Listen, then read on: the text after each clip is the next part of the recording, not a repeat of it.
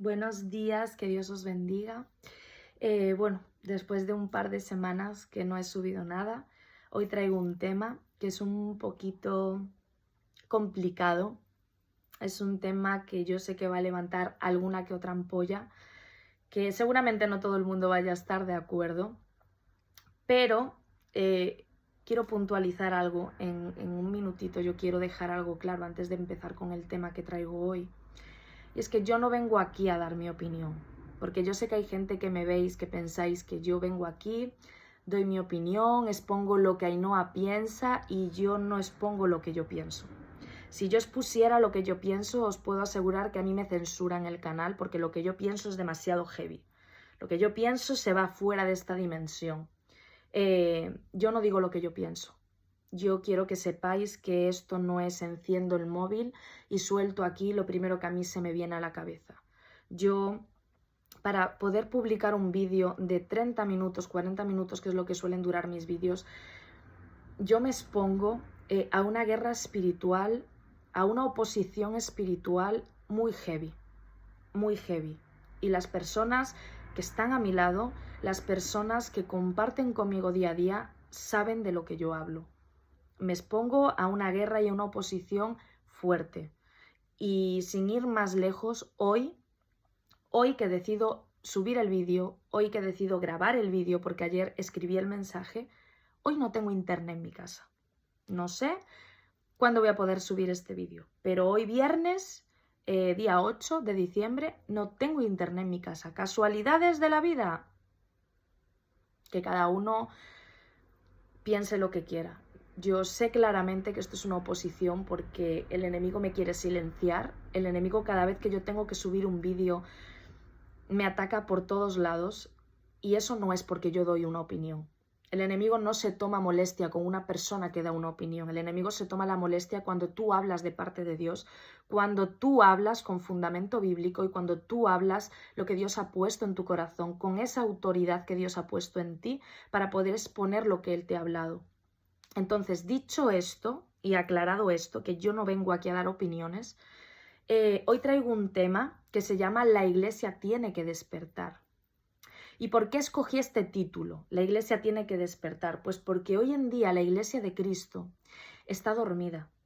Y yo ya no sé si es porque la gente vive muy acomodada en la ignorancia y le apetece vivir así para no tener que renunciar a cosas, no tener que hacer sacrificios en su vida, no tener que matar su carne, o porque realmente algo está fallando dentro de las iglesias, que también considero que tiene que ver.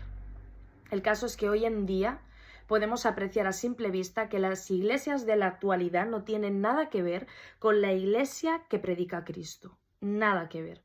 Lo que tenemos hoy en día, son iglesias modernizadas, iglesias que juegan con el emocionalismo. No es que esté la presencia del Espíritu de Dios ahí, sino que estamos jugando con el emocionalismo, preparamos la atmósfera para que la gente se mueva en ese emocionalismo y crea que está sintiendo al Espíritu Santo. Las iglesias de hoy en día mezclan la doctrina bíblica con las corrientes del mundo. Y esa fusión lo que ocasiona es que haya una iglesia dormida y una iglesia anestesiada al mundo espiritual. Y se supone que la Iglesia deberíamos de ser la oposición a todas las corrientes del mundo, a todas las ideas, a todo el pensar y a todo el sentir que el mundo nos ofrece. Sin embargo, lo mezclamos, sin embargo, lo invitamos a entrar dentro de la casa de Dios. Y esto no lo dice Ainhoa. Esto que no es correcto no lo dice Ainhoa. No es que Ainhoa viene aquí, da su opinión y dice, mira, no es correcto que mezclemos las corrientes del mundo con la Iglesia. No, esto viene en Romanos 12:2 y escogí una versión que habla muy claramente y que está bastante bien explicado y dice, no vivan ya como vive todo el mundo, no vivan ya, dejar de vivir así, no vivan ya como vive todo el mundo. Al contrario, cambien de manera de ser y de pensar, así podrán saber qué es lo que Dios quiere, es decir, todo lo bueno, agradable y perfecto. Si aquí nos está diciendo claramente que cambiemos nuestra manera de ser y de pensar, que no vivamos como vive todo el mundo, Por favor, que alguien venga y me explique esos argumentos baratos que yo he escuchado miles de veces diciendo no, es que el Señor entiende en el siglo en el que vivimos, no, es que Dios entiende los tiempos en los que estamos, no, es que Dios entiende que hay que atraer a los jóvenes del mundo a la iglesia y para eso nosotros tenemos que movernos hacia el mundo. A mí que alguien me explique ese fundamento vacío, ese fundamento que carece totalmente, ese argumento, perdón, que carece de fundamento bíblico, que alguien me explique a mí de dónde se sacan ellos en la Biblia, en su Biblia, porque la mía no pone eso. En la mía pone Romanos 12:2, que ya no vivamos como todo el mundo y que cambiemos nuestra manera de pensar y de ser, que no seamos como la gente de ahí fuera, que no nos mezclemos. Entonces que alguien me venga y me explique de dónde se sacan ese argumento, porque carece totalmente de fundamento bíblico. ¿Por qué, si realmente eso llega a ser así, por qué Romanos nos dice lo contrario? Porque yo no he encontrado ningún versículo bíblico donde Dios me diga yo soy Dios y yo entiendo que vivís en otros tiempos, yo soy Dios y entiendo que os tengáis que mezclar con el pecado, que os tengáis que dejar contaminar del pecado. En mi Biblia no pone eso, pero es que como últimamente yo veo que en mi Biblia parece que pone lo que no pone en el resto, pues yo ya pregunto y yo ya digo, por favor, si en tu Biblia hay algún argumento que diga que nos mezclemos, envíamelo. Envíamelo, déjamelo ahí en comentarios, porque yo de verdad quiero saber qué habla vuestra Biblia, porque la mía no dice eso. En la mía claramente dice que no. Y yo veo algo clave aquí también, y es que dice que debemos cambiar nuestra manera de ser y de pensar para saber qué es lo que Dios quiere, es decir, saber la voluntad de Dios, cuál es su voluntad. Lo que me lleva a pensar en lo siguiente. Estas iglesias modernas, estas iglesias progresistas, no tienen ni idea de lo que Dios quiere. No tienen ni idea de cuál es la voluntad de Dios. Porque está diciendo que para tú saber la voluntad de Dios tienes que cambiar tu manera de pensar y tu manera de ser y tienes que dejar de vivir como vive el mundo. Entonces, si estamos mezclando la corriente del mundo con la iglesia, tú no estás ni cambiando tu manera de pensar, ni estás cambiando tu manera de ser, ni estás dejando de vivir como vive el mundo. Por lo tanto, no tienes ni idea de cuál es la voluntad de Dios. Porque aquí el misterio está en que tú tienes que cambiar todo eso para saber cuál es la voluntad del Padre. Entonces, aquí esta gente está hablando en nombre de Dios cuando realmente no tienen ni idea de qué es lo que Dios quiere. Y tenemos las iglesias llenas de gente que está dañada, gente que viene con cadenas, gente con yugos de opresión, gente con enfermedades, gente con adicciones e incluso endemoniadas, y por causa de ser una iglesia que no conoce la voluntad de Dios y por tanto, al no conocer la voluntad de Dios no puede establecer orden y autoridad para poder ayudar a esas personas que vienen dañadas, a esas personas que vienen endemoniadas, a esas personas que vienen con cadenas, que vienen con enfermedades. Y somos nosotros al final los que estamos empujando a la iglesia a vivir en enfermedad, a ser una iglesia enferma, una iglesia dañada. Y tenemos iglesias que hoy en día se dedican a consentir los pecados y las iniquidades de sus miembros en vez de formarlos y en vez de corregirlos. Se han vuelto iglesias consentidoras en vez de ser iglesias que forman, que enseñan, que dan doctrina y que quieren hacer la voluntad del Padre. Dejamos que la gente abrace el pecado. Dejamos que la gente ocupe puestos en la iglesia siendo conscientes, porque cuidado, una cosa es que tu pastor no sea consciente de que tú llevas una vida de pecado. Y otra cosa es que sea consciente y aún así decida darte cargos en la iglesia que en tu condición de vida tú no puedes llevar esos cargos. Y tampoco estoy hablando de tener errores, porque al final somos pecadores, todos pecamos, yo peco todos los días me tengo que arrepentir y todos los días le tengo que decir a Dios, Señor, yo no sé qué has visto en mí, porque es que fallo todos los días. Pero una cosa es que tú te equivoques y te arrepientas, y otra cosa es que tú peques constantemente en lo mismo y no tengas ningún tipo de arrepentimiento y te dé absolutamente igual porque no tienes ningún temor de Dios. Entonces yo estoy hablando de esas personas Y hay personas como esas que están ocupando puestos en la iglesia importantes y que no deberían de estar ocupándolos. Y voy a explicar el por qué. Si tú tienes una persona que tiene una vida contaminada, y digo contaminada porque el pecado contamina, si tú tienes una persona que está contaminada y que lleva a un grupo de gente, ya sea porque es pastor, porque es líder de la alabanza, porque es líder de jóvenes, porque es maestro de escuela dominical, me da absolutamente igual. Estoy hablando de un cargo donde hay personas que van ligadas a esa otra, que depende su formación de esa persona. Si esa persona está contaminada, va a contaminar la doctrina que esa persona va a dar, las enseñanzas que esa persona va a dar, va a ser una enseñanza contaminada. Y el mayor ejemplo que os puedo dar y el más simple es, tú tienes un frutero con 20 manzanas sanas y pon una manzana podrida en el medio. La manzana podrida no se va a sanar porque las demás están sanas. La manzana podrida va a pudrir a las manzanas que están a su alrededor y que están sanas. Y eso es lo mismo que pasa cuando ponemos a gente en una vida de desorden, de pecado, a llevar cargos, a tener a gente bajo su responsabilidad. Lo único que vamos a conseguir es que esa gente sea enseñada con una mala doctrina, sea enseñada con una doctrina contaminada y al final pues seguimos haciendo una iglesia dormida, una iglesia contaminada, una iglesia enferma, porque no se está dando la doctrina, la enseñanza que Cristo nos pedía en su palabra que diéramos.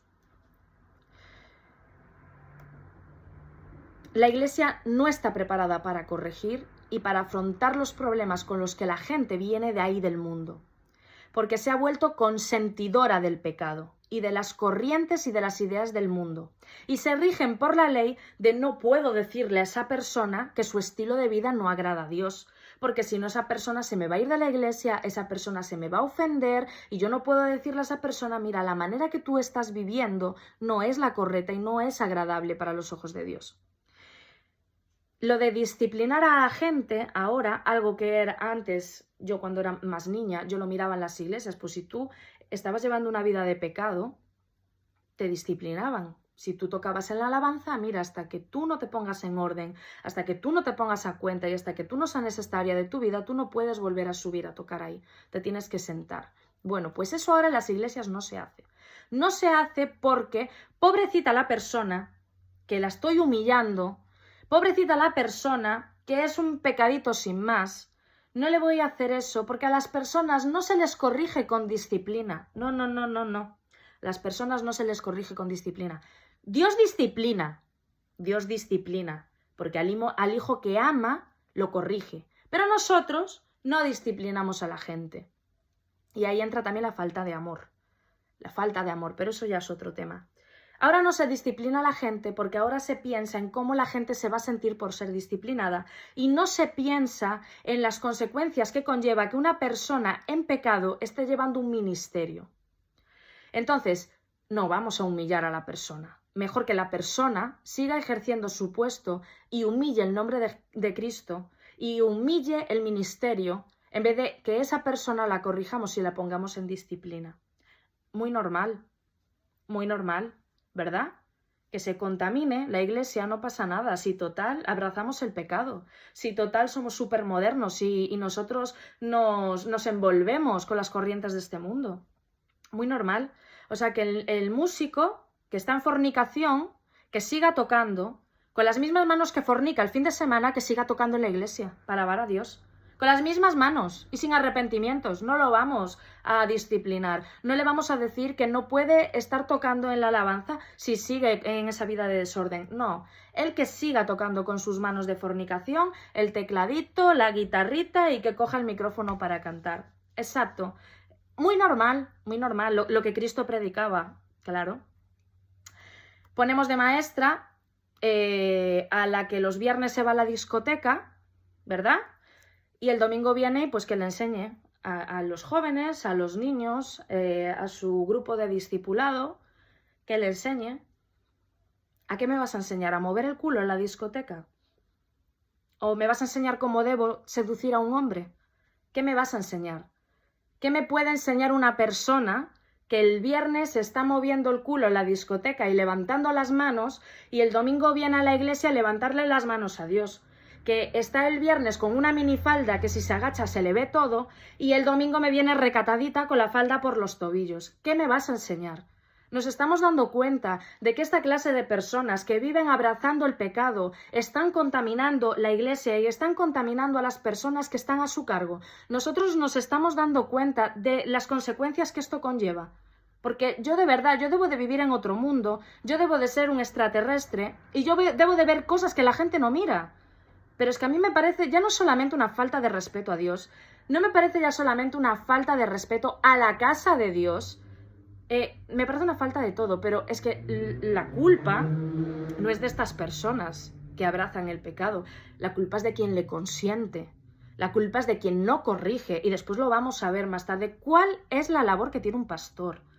Porque a mí, como dije antes, a mí una cosa es que tú seas pastor y que tú no sepas la vida pecaminosa que lleva tu oveja, pero cuando una oveja publica en sus redes sociales que se va de fiesta, cuando una oveja sube un vídeo diciendo vengo de bailar y yo creo y he sentido de parte de Dios, es que esto es muy fuerte, vengo de bailar y yo he sentido de parte de Dios que esto iba a ser bueno para mí porque iba a socializar con la gente. Perdona, por favor, ese no es el Dios que yo conozco. Es que ese no es el Dios que yo conozco. ¿Quieres sociabilizar? Llama a una hermana de la iglesia y vete a su casa y tómate un café. Pero a mí no me vengas con que te vas a la discoteca, que Dios a ti te ha dicho que te vayas a la discoteca a sociabilizar, que es un tiempo de entretenimiento y un tiempo que te va a venir muy bien. ¿Tú te crees de verdad que Dios va a querer que tú estés bailando pegada a un hombre que lo único que trata es de seducirte, que lo único que le apetece es rozarte? Y a mí de verdad que nadie me venga con ¡ay, qué exagerada eres! Yo he salido a discotecas. Yo me arreglaba viernes, sábados y domingos para salir a la discoteca y yo sé lo que te encuentras en una discoteca, ¿vale? A mí nadie me va a enseñar lo que se encuentra uno en una discoteca y nadie me va a enseñar, no... Aquí la gente es que viene para bailar, para aprender a bailar. Yo estaba todos los viernes en el Palmera Playa, puntual, para aprender a bailar, ¿vale? Y a mí no me faltaba el morboso que venía para restregarse. Entonces a mí que nadie me venga con no tiene nada de malo ir a una discoteca para aprender a bailar salsa, bachata, cumbia o lo que te dé la gana. Porque yo sé lo que te encuentras en una discoteca, ¿vale? Y a mí que no me vengan diciendo que Dios le ha dicho que haga eso para sociabilizar. Es que me enciende. Es que me enciende, porque nos estamos tomando el evangelio. Ya no sé cómo... No, es que veis, a mí me censurarían si yo digo lo que pienso. A mí me censurarían, de verdad. A mí me parece muy fuerte que utilicemos el nombre de Dios así, de esa manera, queriendo contaminar el nombre de Dios. Me parece muy fuerte, no hay temor ninguno. Pero vuelvo y repito, el problema no solamente es de estas personas. El problema es de la gente que está liderando a estas personas, que ven ese tipo de contenido, que ven ese tipo de actividad y no les dicen nada, y no las corrigen, y les dan puestos en la iglesia que no deberían de tener. Pero bueno, esto suena duro, de verdad, pero es que esto es lo que tenemos hoy en día en las iglesias y lo que la gente, yo no sé si es que no quiere ver o prefiere mirar para otro lado, pero yo dudo muchísimo, el Dios que yo conozco, yo dudo muchísimo que esta sea la voluntad de Dios y que cuando leímos al principio que vamos a conocer la voluntad de Dios, cuando dejemos de vivir y cuando dejemos de pensar como el mundo, ¿por qué seguimos pensando y viviendo como el mundo y nos atrevemos a decir que esta es la voluntad de Dios? ¿Cómo nos atrevemos a decir eso, sabiendo que no estamos haciendo las cosas bien? La iglesia tiene una falta de identidad y es muy débil, muy débil. Estamos enseñando y estamos enseñando a los cristianos a ser débiles en su fe. A que no digas que eres cristiano, o si dices que eres cristiano no te comportes muy religiosamente, porque ahora para los cristianos ser religioso es comportarte adecuadamente. Entonces te dicen no seas religioso. Hoy en día vemos a los cristianos y tú los sueltas aquí en el mundo y no ves ninguna diferencia. Ninguna, porque yo veo hoy en día a los cristianos bebiéndose sus copas. Veo a los cristianos bajándose una botella de vino como si fuera agua. Veo a los cristianos saliendo a las discotecas. Veo a los cristianos vistiendo con modas que no son adecuadas. Veo cristianas vistiéndose como hombres. Veo cristianos vistiéndose afeminados. Veo cristianos siguiendo modas que no son adecuadas, modas que su origen es demoníaco. Pero como aquí nos podemos vestir como nos dé la gana, porque estamos, como me dijeron una vez, esto es Europa, el país de la moda. Pues nada, nos subimos al altar sin ningún tipo de respeto. Nos vestimos al altar vestidos, nos subimos al altar vestidos como nos da la gana. Hacemos lo que nos da absolutamente la gana, sin ningún tipo de temor y sin ningún tipo de respeto. Y esto ocasiona que las iglesias, que los cristianos tengan falta de identidad, porque ya no saben ni lo que es bueno ni lo que es malo, porque estamos mezclando todo. Estamos mezclando el mundo dentro de la iglesia. Entonces aquí la gente ya no sabe ni lo que se puede hacer ni lo que no se puede hacer. Y vivimos en la ignorancia. Y a mí me hace gracia, entre comillas, irónicamente, porque yo veo a la iglesia muy dormida y a Satanás muy despierto. Porque a lo mejor os pensáis, algunos, que Satanás está dormido, que Satanás... este está ahí de vez en cuando algún ataque y ya no, Satanás está muy despierto. Y Satanás está aprovechando muy bien el tiempo que Dios le ha dado autoridad de operar aquí en la tierra, pero muy bien el tiempo lo está aprovechando. ¿Y queréis que os ponga un ejemplo de lo bien que está aprovechando Satanás su tiempo en la tierra? Muy bien, mira. Mi hija hace 2 semanas, mi hija tiene 9 años, mi hija hace 2 semanas viene aquí a casa y me cuenta, mamá, hoy te tengo que contar algo que ha pasado en el recreo. Y le digo yo, ¿qué es lo que ha pasado? Y mi hija me cuenta que estaba con unas amigas en el recreo y que vio en una esquina un corrillo de niñas. Y que le llamó la atención, entonces fue. ¿Sabéis lo que estaban haciendo esas niñas? Estoy hablando de niñas de 10 o 11 años, que no es ninguna broma. Esas niñas estaban haciendo un círculo en una esquina del colegio y estaban tarareando una canción, una melodía para invocar a un espíritu. Una de las niñas se ponía en el medio y esa niña tenía que decir cómo era el espíritu que se le mostraba. Tenía que decir cómo era ese demonio. Y estaban tarareando canciones demoníacas. Satanás no está perdiendo el tiempo ni con tus hijos, ni está perdiendo el tiempo contigo, ni con la gente de tu alrededor. Satanás está muy, pero muy activo. Muy activo está Satanás. Y la iglesia está dormida. Y la iglesia está dejando que los niños se contaminen del mundo y traigan la contaminación para el colegio. No están enseñando a los niños a separar lo malo de lo bueno. No están enseñando a los niños a afirmar su identidad en Cristo. Y yo que soy la religiosa, yo que soy la que todo le doy vueltas y la que no, es que Ainhoa es muy religiosa, Ainhoa es muy fanática del evangelio, Ainhoa. Bueno, pues Ainhoa, gracias a la educación que le doy a mi hija, gracias a que yo a mi hija no le escondo el mundo espiritual, mi hija con 9 años, yo a veces tengo conversaciones aquí en el salón de mi casa con mi hermana se ha criado en el evangelio y ahora pues está un tiempo apartada. Pero aún así, yo tengo muchas conversaciones con mi hermana aquí en mi casa, espirituales, y mi hija de 9 años le habla de rangos de demonios a mi hermana. Porque yo a mi hija la tengo que preparar y la tengo que formar porque el Satanás no está perdiendo el tiempo ahí fuera. Y si no es por la identidad que yo afirmo en mi hija hubiese participado de ese ritual porque las amigas que estaban con ella se metieron a participar. Mi hija fue la única que se apartó y la única que no quiso participar de eso. ¿Por qué? Porque su madre se encarga de enseñarle en casa qué es lo que está pasando hoy en día. Su madre se encarga de enseñarle en casa que no debe de tontear, no debe de jugar con cosas espirituales. Pero yo veo que hay niños, hay adolescentes que aparecen en las iglesias con amuletos de protección y los pastores lo miran y no dicen nada. Ni se molestan siquiera en decirle a sus padres, oye, mira, ¿tú sabes que esto es un portal para darle autoridad a las tinieblas de estar con tu hijo? ¿Tú sabes lo que esto significa? ¿Tú sabes lo que esto implica? No, no se hace. Tenemos atrapasueños en nuestra casa, tenemos figuras dedicadas a demonios, a espíritus inmundos, y los pastores lo ven y no dicen nada, no enseñan a la gente, mientras Satanás ya está adoctrinando a niños de 10 y 11 años. Entonces, yo de verdad, ¿yo qué pasa? ¿Que yo veo cosas donde no las hay? ¿O es que yo soy una fanática de verdad? Yo no me explico, de verdad, yo no me explico. Yo lo único que veo es que como cristianos nosotros tenemos que aguantar que los homosexuales nos paseen su pecado por la cara, que los transgéneros nos pasen su pecado por la cara, que vengan a adoctrinar a mi hija en el colegio y que yo me lo tenga que comer con patatas, pero yo no puedo decir que soy cristiana. Yo no puedo decir que no estoy de acuerdo con el matrimonio homosexual. Yo no puedo decir que no estoy de acuerdo con la mutilación de genitales que se están haciendo en niños menores. Yo no puedo decir eso porque se me echa todo el mundo encima, pero yo tengo que aguantar que a mí los demás me restrieguen su manera de vivir pecaminosa cuando no voy acorde con esa manera de pensar. Y estamos creando cristianos débiles que no les enseñamos a decir, mira, no estoy de acuerdo con esta manera de vivir. Te respeto como persona, pero no voy a respetar tu manera de vivir. No.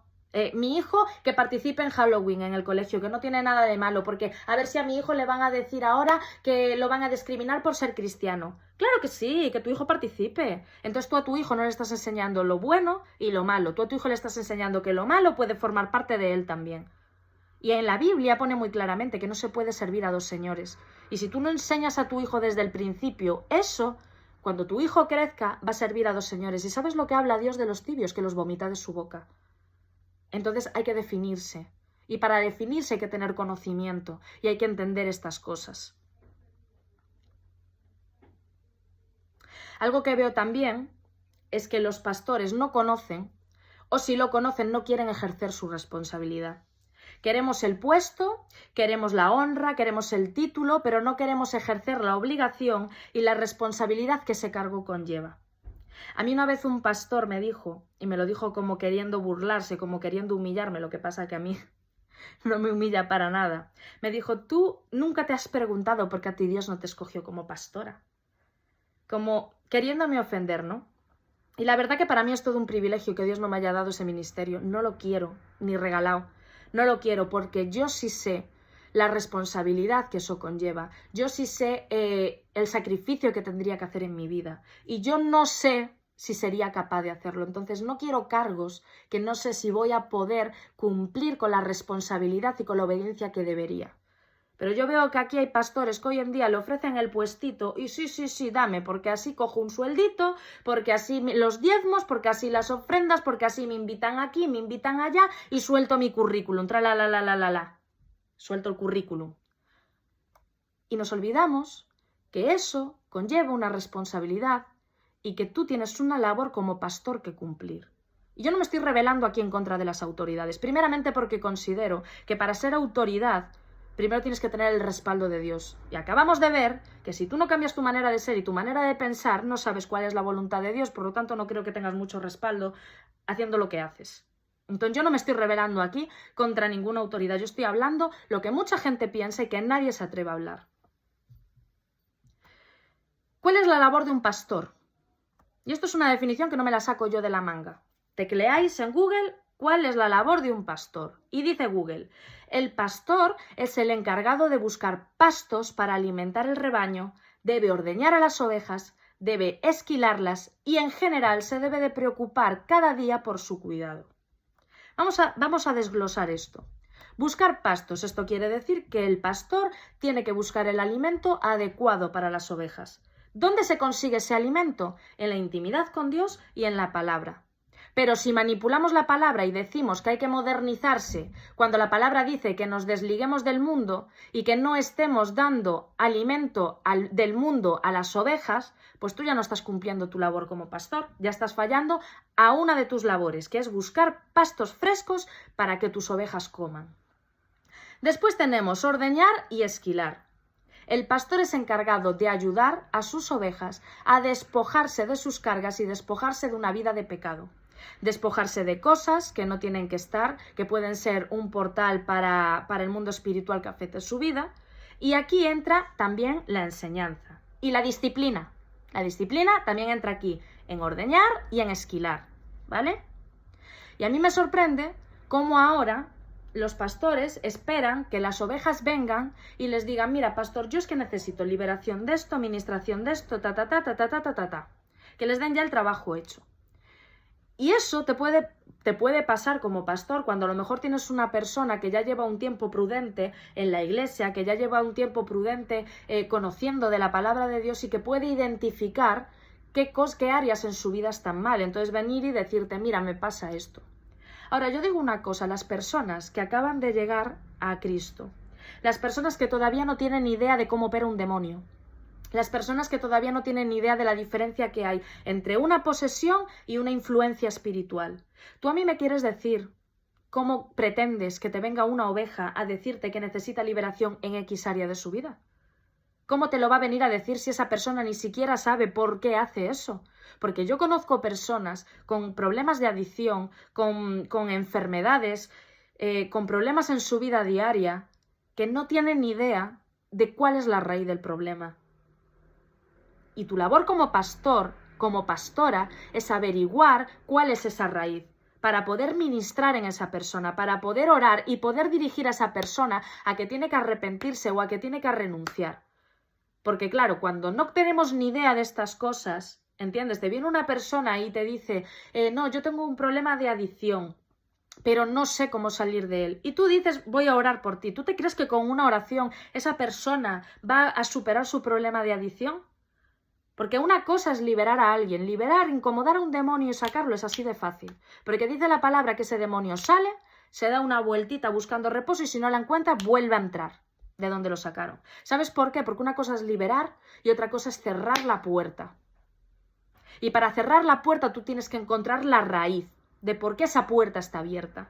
Y a veces las personas ni siquiera son conscientes de cómo se les abrió esa puerta.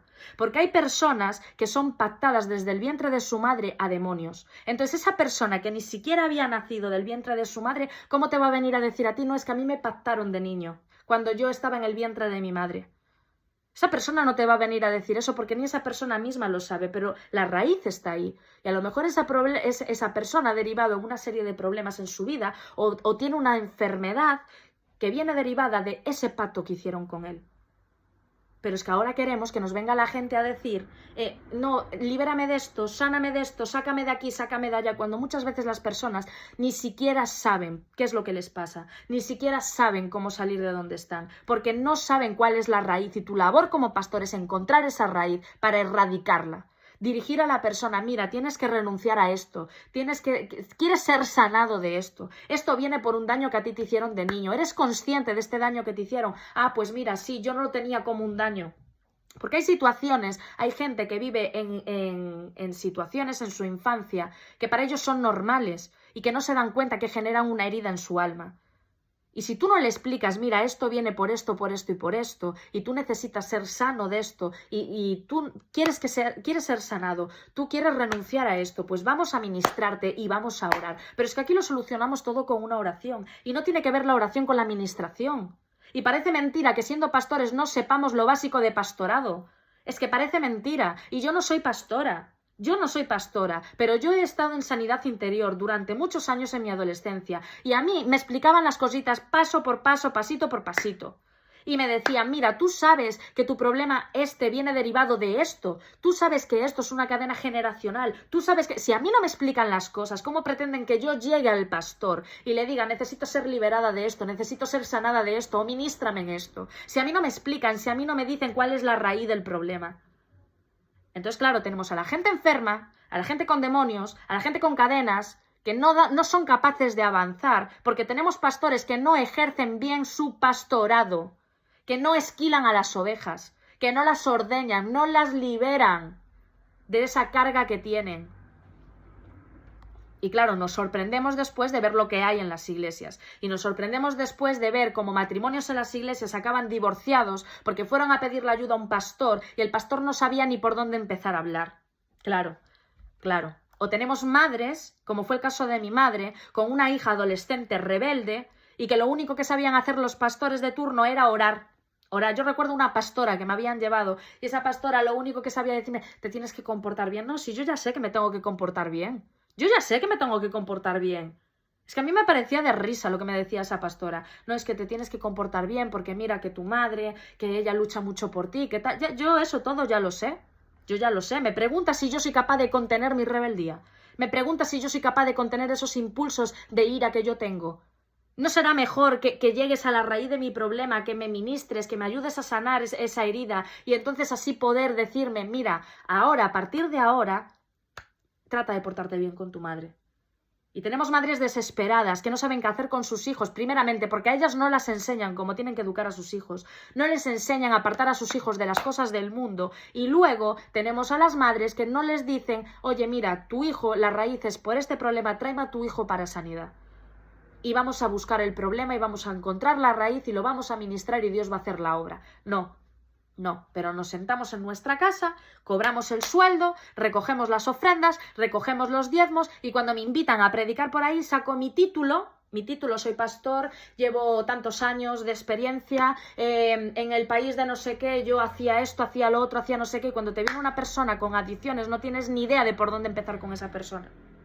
Te dedicas a llevar a esa persona semanalmente a quedar contigo 1 hora, 2 horas y lo único que haces es hablar del día a día, en vez de buscar el problema y erradicar la raíz. No, esto no es un club social. Las iglesias no son clubs sociales. Las iglesias la gente va para ser sanada, para ser liberada, para que los yugos se pudran. Y para eso la iglesia tiene que estar ordenada. La otra función es ocuparse del cuidado diario de la oveja. Y ahora, si eres pastor y me estás viendo, yo te digo, ¿realmente vives preocupado por tus ovejas diariamente? Diariamente, no el domingo, diariamente. Ahí te dejo la reflexión para que la hagas. Yo lo único que veo es que estamos en un tiempo donde Dios está despertando a sus hijos, donde Dios está hablando cosas muy profundas y cosas muy espirituales que si vivimos en la carne no las vamos a entender. Que las batallas espirituales no son en la carne, lo dice la palabra muy claramente. Las batallas espirituales no son en la carne. Lo que estamos viviendo con este gobierno es una batalla espiritual. Lo que estamos viviendo en esta sociedad es una guerra espiritual y no la vamos a vencer en la carne. No la vamos a vencer en la carne y para eso necesitamos escuchar la voz de Dios. Para eso necesitamos escuchar lo que Dios nos quiere decir. Y va a haber cosas que Dios nos venga a decir que tengan que ver con nuestra vida. Con dejar de hacer cosas en nuestra vida, con sacar costumbres de nuestra vida, para poder santificar nuestra vida y de esa manera poder entrar en la guerra espiritual que estamos viviendo y todavía lo que nos va a venir, que yo creo que la gente no es consciente todavía de lo que nos va a venir. Yo estaba escuchando estos días de por qué motivo la gente estaba votando a este gobierno. Y uno de los motivos era que porque les habían subido 50 euros de pensión, porque les habían subido el ingreso mínimo. Y yo no veo diferencia entre esas personas cristianas que votan a un partido que quiere erradicar a Dios, a un partido que quiere eliminar a Dios a toda costa, y lo hace por medio de leyes que van en contra de la voluntad de Dios. Yo no veo diferencia entre esas personas, que por 50 euros de su vida votan a ese partido, cuando Judas vendió a Cristo por 30 monedas de plata. Yo no veo diferencia. Y yo lo único que vengo a decirte es que la iglesia tiene que despertar. La iglesia tiene que despertar. Y tú tienes a Jehová de los ejércitos de tu lado. Si tú te afirmas, si tú pones tu vida en orden, si tú cambias tu manera de pensar y de ser y erradicas el mundo de tu vida, tú tienes a Jehová de los ejércitos de tu lado. Y la palabra dice que adiestra tus manos para la batalla y tus dedos para la guerra. No tengas temor, no seas un cristiano cobarde, no permitas que te callen. Si no estás de acuerdo con ciertas cosas que hoy en día nos quieren imponer, alza tu voz con todas las consecuencias. Pero tenemos que empezar a ser cristianos con identidad y cristianos valientes. Porque Cristo está aquí a las puertas.